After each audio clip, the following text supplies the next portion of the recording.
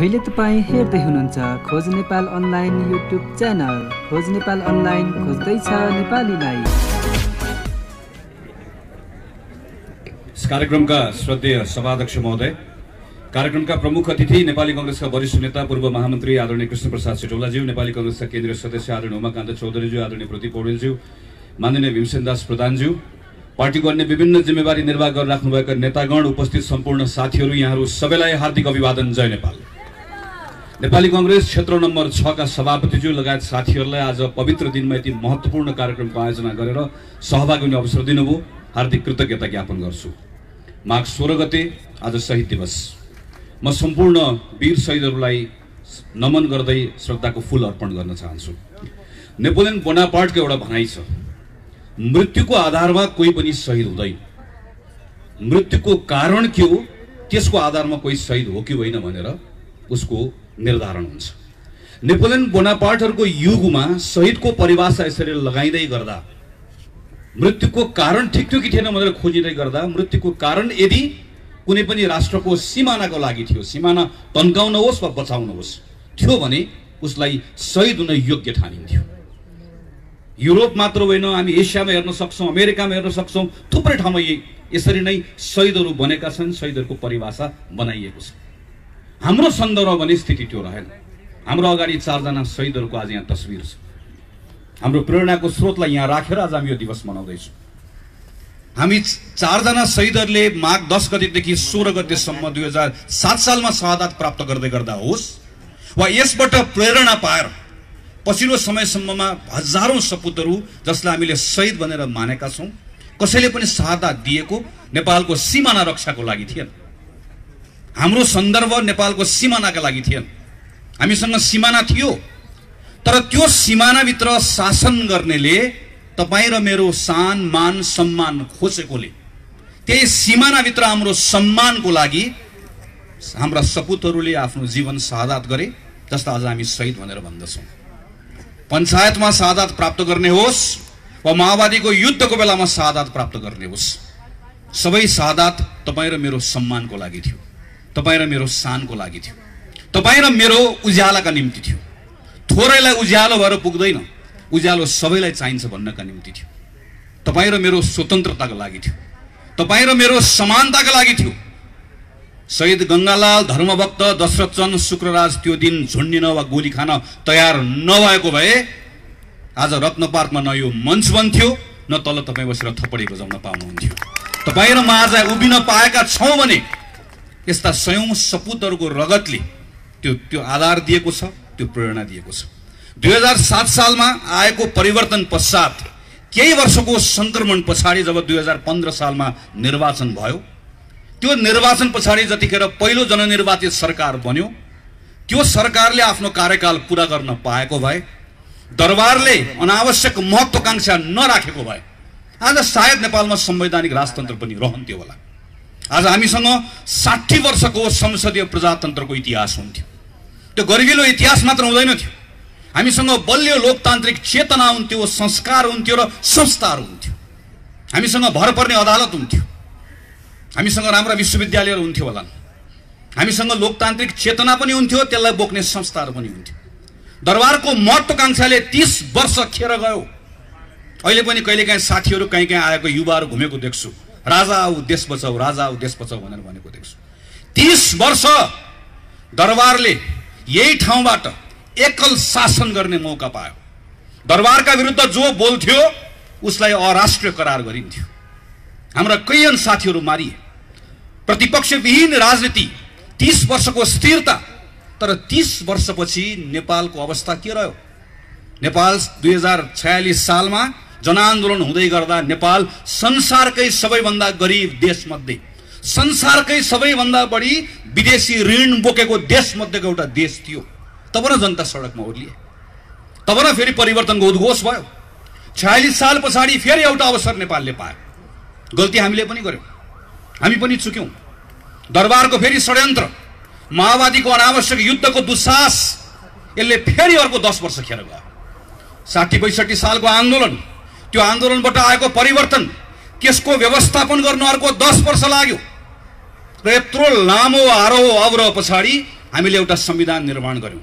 संविधान भनेको एउटा निर्जीव दस्तावेज मात्र होइन।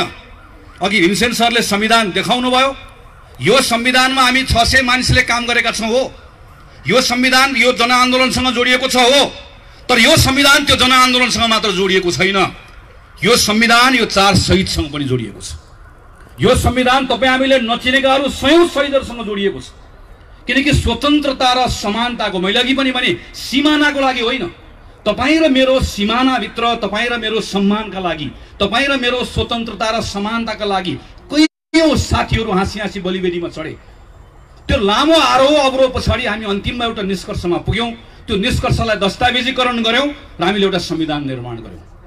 यही संविधानमा टेकेर योभन्दा अगाडिको यात्रा अगाडि लिएर जाने हामीले उद्घोष पनि गर्यौं। त्यसैले यो संविधानलाई राम्रोसँग तपाईले नियालेर हेर्नुभयो भने त्यहाँ मृत अक्षर मात्र होइन, त्यहाँ तपाईले कहीँ कहीँ स्पन्दनहरू सुन्नुहुन्छ, शहीदहरूको आवाज सुन्नुहुन्छ, स्वतन्त्रताको लागि गरिएका ती आन्दोलनका चापहरू तपाईले त्यहाँ सुन्न सक्नुहुन्छ।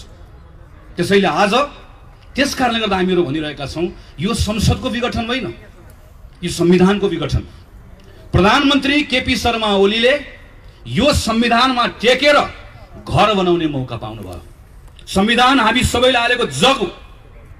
त्यो जगमा टेकेर घर बनाउनका निम्ति मौका पाउनुभयो। म त हेड मिस्त्री हो, मिस्त्रीहरूको नायक। मलाई 5 वर्षको निम्ति जिम्मा दिइयो, हातमा अस्त्र पनि दिइयो। तर शास्त्र नपढेकोले अस्त्र चलाउन जानेन, ढङ्ग पुर्याएन, घर बनाउन जानेन, घर बनाउन सकेन। घर बनाउन नजानेर घर बनाउन नसक्नेले मैले घर बनाउन सकिन, घर बनाउन जानिन भन्नुपर्नेमा दिएको अस्त्रको दुरुपयोग गरेर त्यही जगमा हान्न थाल्यो, त्यही जग भत्काउन थाल्यो।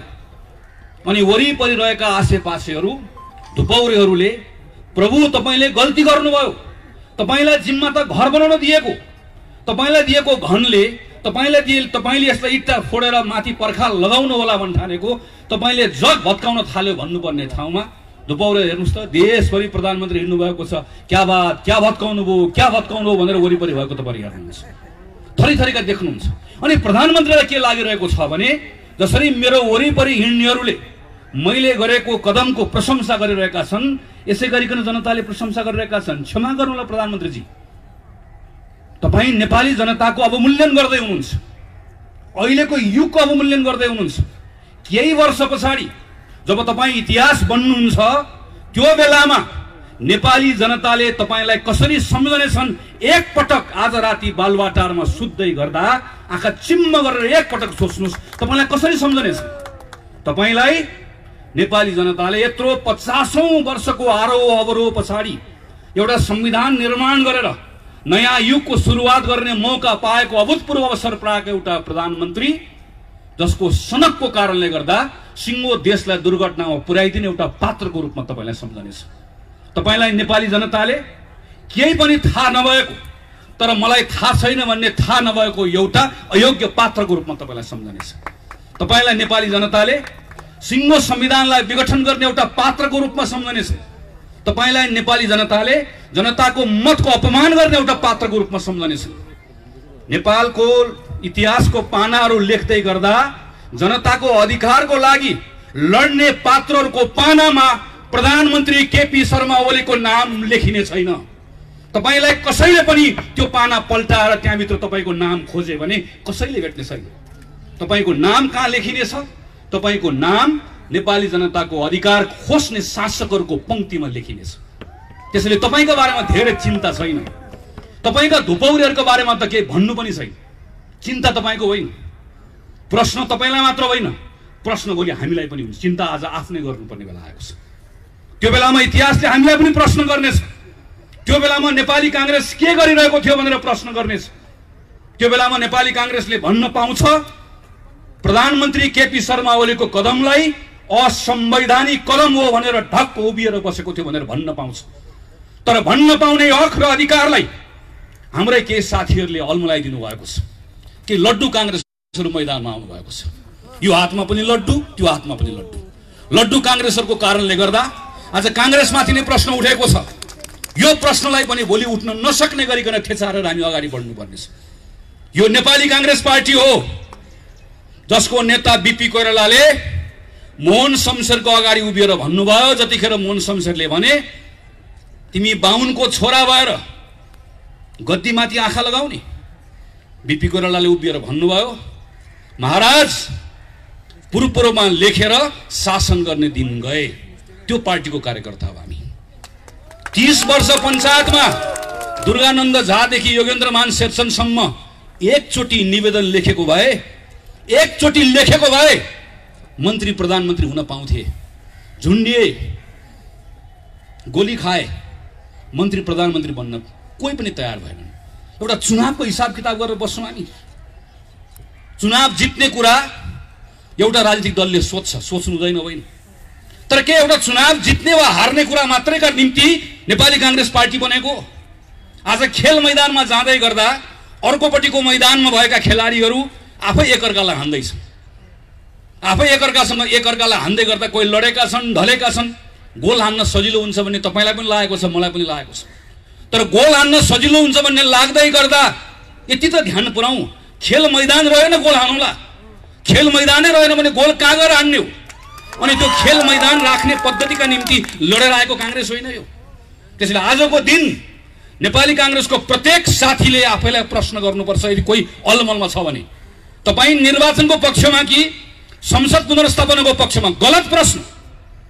तपाईँ संविधानको पक्षमा हो कि होइन? प्रश्न यो। तपाईँ संविधानको पक्षमा हो भने तपाईँ जनताको पक्षमा हो कि होइन? तपाईँ न्यायको पक्षमा हो कि होइन? तपाईँ आज न्यायको पक्षमा हो कि अन्यायको पक्षमा हो? तपाईँ आज संविधान र जनताको पक्षमा हो कि यो संविधानलाई विघटन गर्ने तत्त्वहरूको पक्षमा हो? प्रश्न यो प्रश्नमा नेपाली कांग्रेस पार्टीले स्पष्ट निर्णय गरेर आफूलाई उभ्याएको छ। यो निर्णयलाई आजको दिनमा कतिपय ठाउँमा साथीहरू अल्मलिनु भएको छ, कतिपय अभिव्यक्तिहरूले अल्मलिनु भएको छ। म तमाम साथीहरूलाई आग्रह गर्छु, पार्टीको जुनसुकै तहको नेता होस्, पार्टीको निर्णयले बाँधिएको छ र पार्टीको निर्णय यही हो। पुष 5 गते प्रधानमन्त्री केपी शर्मा ओलीले गर्नुभएको काम असंवैधानिक हो।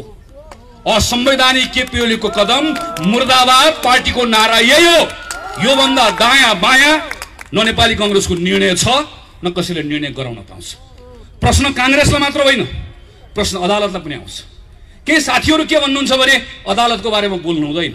म फेरि भन्छु, बिपी कोइरालाको पार्टीको कार्यकर्ता हो हामीहरू र यही बिपी कोइराला हो जसले सर्वोच्च अदालततर्फ हेरेर भन्नुभयो यो अदालत हो श्रीमान, न्यायको 4 किल्लाभित्र न्यायको हत्या नहोस्, दायाँ नहेर्नुहोस्, बायाँ नहेर्नुहोस्, वर नहेर्नुहोस्, पर नहेर्नुहोस्, न्याय गर्नुहोस्, विवेक पुर्याउनुहोस्।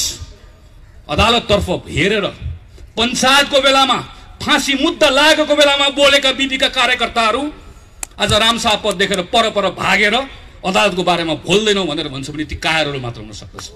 अदालतको बारेमा कांग्रेसले बोल्दैन भन्ने भ्रम नराखौं। अदालतमा भइरहेको विषयका बारेमा कांग्रेस त बोलिसक्यो र कांग्रेस बोलेर भनिसक्यो पुष 5 गतेको कदम असंवैधानिक हो। अब अदालतले यो भन्दा दायाँ बायाँ फैसला गर्दैन भन्ने हाम्रो विश्वास हो। अदालतले गर्न सक्दैन, अदालतले गर्नु हुँदैन भन्ने हाम्रो मान्यता हो। अदालत प्रतिको प्रचुर विश्वास हो र विश्वासको आधार छ। अघि साथीहरूले चर्चा गरिसक्नु भयो। यही संविधान सभामा हामीहरू काम गर्दै गर्दा आदरणीय नेता कृष्णप्रसाद सिटौलाको नेतृत्वमा मस्यौदा समितिभित्र काम गर्दै गर्दा त्यही संविधान सभाबाट लेखिने संविधानमा भएको नेपालका कम्युनिस्ट पार्टीका साथीहरूको प्रस्ताव थियो अदालतलाई संसद मातहत राख्नुपर्छ। प्रस्ताव थियो एउटा संसदीय समितिले अदालतलाई हेर्नुपर्छ। हामीले भने हुँदैन, अदालतको स्वतन्त्रताको पक्षमा हामी उभियौं। यही संसदले अदालतको सम्मान राख्यो। अब हामी चाहन्छौं अदालतले संसदको सम्मान राखोस्। श्रीमानहरूलाई हामीहरू भन्न चाहन्छौं, तपाईहरु संविधान पल्टाएर हेरिराख्नु भएको छ, हेर्ने त्यही नै हो। संविधानको अक्षरहरू पढिराख्नु भएको छ, धाराहरू पढिराख्नु भएको छ, पढ्ने त्यही नै हो। तर संविधानको धाराहरू, त्यो अक्षरहरू शून्यबाट आएका होइनन्। त्यसको सृजना कहाँबाट भयो? त्यो कहाँबाट आयो? कहाँबाट जन्मियो? त्यही संविधान सभाबाट जन्मियो। त्यो दुईटा संविधान सभामा काम गरेर आएको सदस्य हुँ म। पहिलो संविधान सभाको एउटा छलफल तिथि मिति याद छ। म सुभाष नेमानको कोठाभित्र भएका छलफलहरू अहिले पनि सम्झिरहेको छु। पहिलो संविधान सभाबाट संविधान बनेको भए आज नेपालमा संसदीय व्यवस्था रहने संविधानै बन्दैन थियो। त्यो यात्रा पार गरेर हामीहरू दोस्रो संविधान सभामा आयौं। एकातिर हामीलाई प्रत्यक्ष निर्वाचित कार्यकारी जस्तो भइदियोस् भन्ने चाहना, अर्कोतिर स्थिरता भइदियोस् भन्ने चाहना, तर अर्कोतिर संसदीय व्यवस्था पनि रहिदियोस्, नत्र भए नेपालको विविधताको प्रतिनिधित्व हुन सक्दैन भन्ने यथार्थको बोध। त्यसका बीचमा हामीले एउटा निर्णय गर्यौं, हामी संसदीय व्यवस्था राख्छौं, तर यस्तो संसदीय व्यवस्था राख्छौं जसमा हुने व्यवस्था न भूत हो न भविष्य। संसारको कुनै पनि देशको संविधानमा नभएको व्यवस्था तपाई हाम्रो संविधानमा हामीले राखेका छौं। एउटा संविधान कसैले मलाई बताइदियोस् जसमा संसदीय व्यवस्थामा संसदबाट निर्वाचित भएको प्रधानमन्त्रीलाई 2 वर्ष अविश्वासको प्रस्ताव राख्न नपाउने कुनै एउटा संविधान छ? 2 वर्ष अविश्वासको प्रस्तावको बारेमा जब प्रधानमन्त्री निर्धक्क भएर बस्नुभयो त्यो बेलामा नेपालको संविधान सिरानी राख्ने, अनि आज जब यो संविधानले तपाईलाई विघटन गर्न दिएन अनि त्यो बेलामा भारतको संविधानले यसो भन्छ, बेलायतको संविधानले यसो भन्छ, त्यसो भए भारत जानुस्, त्यसो भए बेलायत जानुस्। यो नेपाल हो श्रीमान, यो नेपालको संविधान लाग्छ र नेपालको संविधानमा बहुमत प्राप्त प्रधानमन्त्रीले संसद विघटन गर्न पाउने कुरा लेखिएको छैन। अदालतमा कहिलेकाहीँ चिन्ता व्यक्त गरेको सुनिन्छ, बहुमत प्राप्त प्रधानमन्त्रीले सरकार चलाउन मन नलाग्यो भने के गर्ने? हामीले श्रीमानलाई भनेका छौं त्यसो भए बहुमत प्राप्त प्रधानमन्त्री खुरुक्क घर जाने, घर बस्न मन नलागे वन जाने। त्यो भन्दा बाहेक यो संविधानले बाटो देखाउँदैन। यो संविधानको धारा 76 मा छलफल भइरहेको छ। धारा 76 लेख्ने संविधानको मस्यौदा समितिको संयोजक यही हुनुहुन्छ, म त्यसको सदस्य। सम्माननीय अदालतका श्रीमानहरुलाई हामी भन्न चाहन्छौं, हामी जनताका प्रतिनिधि हौं। नजानेर नबुझेर धारा 1, 2, 3, 4, 5, 6, 7 लेखेको होइन। बहुमत प्राप्त प्रधानमन्त्रीले संसद भङ्ग गर्न पाउँछ भनेको भए, गर्न पाउँछ भन्ने लेख्नुपर्छ भनेको भए लेख्न नआउने हो, पढ्न नआउने हो। सरासर 2047 सालको संविधानको धारा 53 जस्तो बहुमत प्राप्त प्रधानमन्त्रीले संसद भङ्ग गर्न पाउने छ भने लेखिहाल्थ्यो। बहुमत प्राप्त प्रधानमन्त्रीले गर्न पाउँदैन भनेरै त्यस कारणले गर्दा गर्न नपाइने व्यवस्था गरेको। यति कुरा प्रष्टसँग लेख्दै गर्दाखेरि पनि संविधानको व्याख्या गर्दै गर्दा तलमाथि हुन्छ भने प्रश्न उठ्छ श्रीमान, प्रश्न उठ्छ, जवाफ दिनुपर्ने हुन्छ। किनकि अदालतले पनि लेखेको कुरा व्याख्या गर्ने हो, काल्पनिक कुरा अदालतले पनि थप्न पाउँदैन। यो संविधानमा थपघट गर्न पाउने अधिकार अदालतले पनि छैन, लेखेको कुराको व्याख्या गर्ने मात्रै हो। यति मात्र होइन, तपाई प्रत्येक नेपाली नागरिकले यो कुरा मनन गर्नुपर्छ। प्रधानमन्त्री केपी शर्मा ओलीको विघटनको यो प्रस्ताव सदर हुने हो भने यो भन्दा ठूलो लोकतन्त्रमा जनताको निर्वाचनको अर्को अपमान हुन सक्दैन। हाम्रो संविधानमा त लेखिएको छैन। कहिलेकाहीँ के कुरा गरिन्छ भने संसारको विभिन्न संविधानमा भएको व्यवस्थाको कुरा गरिन्छ, संसदीय व्यवस्थाको कुरा गरिन्छ। हाम्रो संविधानमा नलेखेको तर संसदीय परम्पराको कसैले बहस गर्छ भने पनि एकपटक पल्टाएर हेरौं। एउटा संसद विघटन गरेको घटना कसैले मलाई बताइदियोस् जहाँको प्रधानमन्त्रीले के भन्छ भने यो संसदमा सम्पूर्ण रूपमा मेरो बहुमत थियो, संसदमा मलाई केही पनि समस्या भएको थिएन, तर राति सुतेको बिहान उठ्दै गर्दा भङ्ग गर्न मन लाग्यो, मैले भङ्ग गरिदिएँ। प्रधानमन्त्रीको पत्रले यो भन्दा अरु केही भन्छ? तपाईले पत्र पढ्नु भएको छ एकपटक? प्रधानमन्त्री के भन्नुहुन्छ भने मलाई 2/3 बहुमत चाहियो, त्यस कारणले गर्दा मैले संसद भङ्ग गरिदिएँ। अब 2/3 बहुमत दिनुस्। त्यसपछि प्रधानमन्त्री के भन्नुहुन्छ भने 2/3 पुगेन, सम्पूर्ण चाहियो भन्नुहुन्छ। त्यो भन्न पाइने हो नि त। एउटा व्यवस्था कसैले देखाइदियोस्, एउटा अभ्यास देखाइदियोस् जहाँ संसदमा समस्या नरहिकन संसद विघटन भएको होस्। भएको छैन, कहीँ पनि हुँदैन। हाम्रोमा त पाइँदैन, पाइने ठाउँमा पनि हुँदैन। संसदमा समस्या आएपछि बल्ल संसद भङ्ग गर्ने अभ्यास संविधानमा व्यवस्था भएका देशहरूमा छ, हाम्रोमा त त्यो पनि छैन। त्यसैले हामी श्रीमानहरुतर्फ फर्केर भनिरहेका छौं, केही हेर्नु पर्दैन, हाम्रो संविधान मात्र हेर्दिए हुन्छ। प्रधानमन्त्रीले अदालतमा चलिरहेको कुरालाई तमासा भनेर भन्नुभयो। तमासा भन्ने कुरालाई अदालतले कसरी लिन्छ अदालतले जान्ने कुरा हो। केही पूर्व प्रधान न्यायाधीशहरूले अदालतको अ पनि उच्चारण गर्नु भएन। उहाँहरूले जम्मा एउटा कुरा भन्नुभयो, प्रतिनिधि सभाको विघटन संविधानलाई नेपाल संविधानका हिसाबले पनि राजनीतिक हिसाबले पनि यसले गतिरोध उत्पन्न गरेको छ भनेर भन्नुभयो। भनेको त्यति मात्रै हो। त्यति भनेको आधारमा आज पूर्व प्रधान न्यायाधीशहरूलाई अदालतको अपहेलनाको मुद्दा लागेको छ। अदालतको प्रक्रिया छ, म प्रक्रियाको सम्मान गर्छु र मलाई विश्वास छ अदालतले यसलाई दुधको दुध पानीको पानी गर्छ। तर एउटा कुरा सम्झाउन चाहन्छु, केवल राजद्रोहको मुद्दा लागेको थियो मलाई। यही अगाडिपट्टि नागरिक आन्दोलन भएको थियो। देवेन्द्रराज पाण्डे र कृष्ण पहाडीले नेतृत्व गर्नुभएको नागरिक आन्दोलनमा यहाँ नारा लगाएको बहानामा राजद्रोहको मुद्दा लागेर हिरासतमा थिए। म माथिको मुद्दामाथि बहस चलिरहेको थियो विशेष अदालतमा। विशेष अदालतमा बहस चल्दै गर्दा थुप्रै युवा साथीहरू अदालतमा आउनुभयो, अदालतको परिसरमा छिर्नुभयो, तलबाट नारा लाग्न थाल्यो, ज्ञाने चोर देश छोड। र त्यही बेलामा मेरो पक्षमा बहस गर्दै गरेका वकिलहरूले भन्नुभयो, श्रीमान एकछिन अदालतमा मौनता चाहन्छु, श्रीमान एकछिन कोही नबोलिदिनुहोस्। कोही बोलेनन्। पछि भित्र युवाहरू भित्रै पसे, नारा लगाउँदै गए, अझ स्वर ठुल्ठुलो हुँदै गयो। अनि मेरो पक्षको वकिलहरूले भन्नुभयो, श्रीमान मेरो पक्षलाई आज जुन आरोप लागेको छ त्यो आरोपको आधारमा तपाईँले आज यसलाई राजद्रोही भन्ने हो भने ती राजद्रोहीहरू त अदालतमा आइसके, यी सबलाई राजद्रोही तपाईँले भन्नुपर्छ।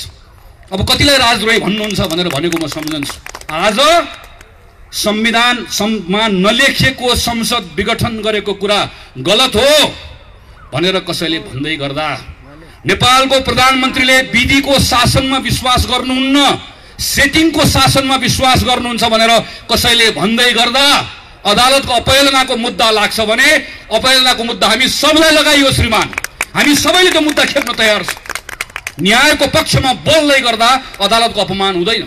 हामी अदालतको मान बढाउन चाहन्छौँ, अदालतको शान बढाउन चाहन्छौँ। सर्वोच्च अदालत भन्ने नाम संविधानले दिएको, तर सर्वोच्च अदालतप्रतिको सर्वोच्च विश्वास अदालतले आर्जन गर्नुपर्छ, न्यायबाट आर्जन गर्नुपर्छ, फैसलाबाट आर्जन गर्नुपर्छ, न्याय गरेको देखिनुपर्छ। त्यसका निम्ति हामीहरू बोलिरहेका छौँ। कतिपय साथीहरू भन्नुहुन्छ आज हामी नेपाल कम्युनिस्ट पार्टी दुईटा हुँदै गर्दा कुनै एउटाको पक्षमा नबोलौँ, कुनै अर्कोको पक्षमा नबोलौँ।